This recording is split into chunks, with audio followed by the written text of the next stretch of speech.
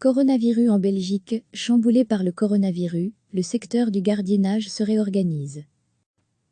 Le secteur du gardiennage fait face à une situation ambivalente, alors qu'il doit jongler avec, d'une part, la suppression d'un nombre important d'événements et, de l'autre, une demande accrue des secteurs de la grande distribution, des hôpitaux mais également des pharmacies. Les entreprises de gardiennage semblent toutefois disposer du personnel suffisant pour y répondre, malgré le nombre important de collaborateurs ayant été placés en chômage temporaire en raison de la crise sanitaire du nouveau coronavirus. Degré retrouvé, tous nos articles sur le coronavirus. Le secteur du gardiennage est considéré comme un secteur essentiel et reste donc opérationnel pendant la pandémie du Covid-19. Toutefois, de nombreuses missions sont annulées à la faveur des événements qui sont reportés les uns après les autres et de la mise à l'arrêt de nombreuses entreprises à la suite des mesures de confinement adoptées par les autorités du pays. Mais, parallèlement, le secteur constate une augmentation de la demande en agents de gardiennage dans plusieurs domaines. Il s'agit principalement de missions pour les hôpitaux et les supermarchés, où les agents de sécurité aident à maintenir la distanciation sociale entre les patients, les visiteurs et les consommateurs.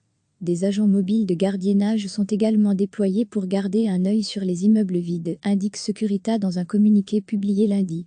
Une demande récente vient aussi des réseaux de pharmacies, les officines étant de plus en plus confrontées à des conflits face à la pénurie de certains produits, ainsi qu'à la limitation du nombre de médicaments par client, explique Michael François, directeur communication chez Protection Unie.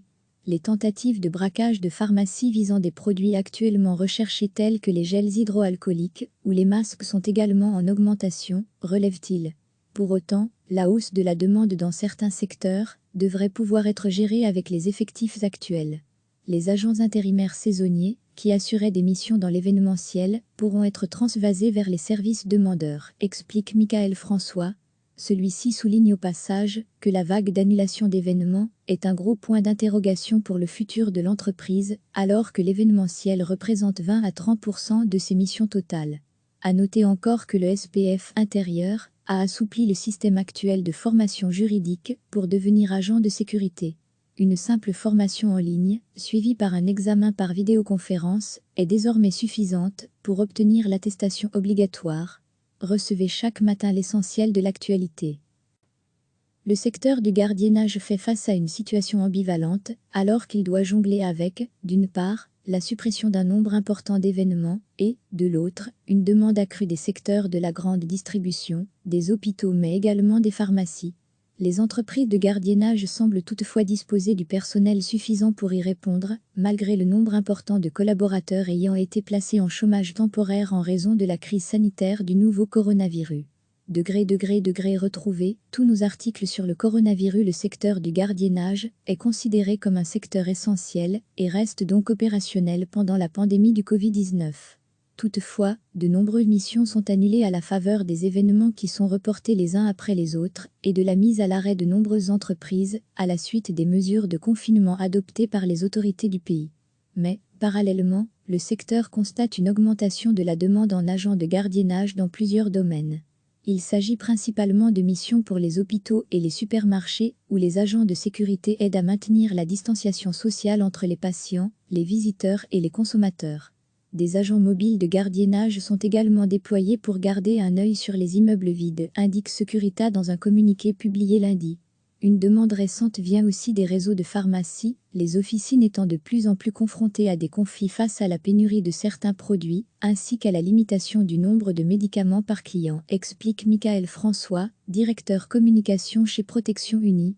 Les tentatives de braquage de pharmacies visant des produits actuellement recherchés tels que les gels hydroalcooliques ou les masques sont également en augmentation, relève-t-il.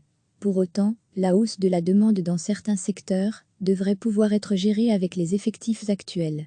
Les agents intérimaires saisonniers, qui assuraient des missions dans l'événementiel, pourront être transvasés vers les services demandeurs, explique Michael François. Celui-ci souligne au passage que la vague d'annulation d'événements est un gros point d'interrogation pour le futur de l'entreprise, alors que l'événementiel représente 20 à 30% de ses missions totales. À noter encore que le SPF intérieur a assoupli le système actuel de formation juridique pour devenir agent de sécurité. Une simple formation en ligne, suivie par un examen par vidéoconférence, est désormais suffisante pour obtenir l'attestation obligatoire. Cliquez sur s'abonner pour recevoir les dernières nouvelles.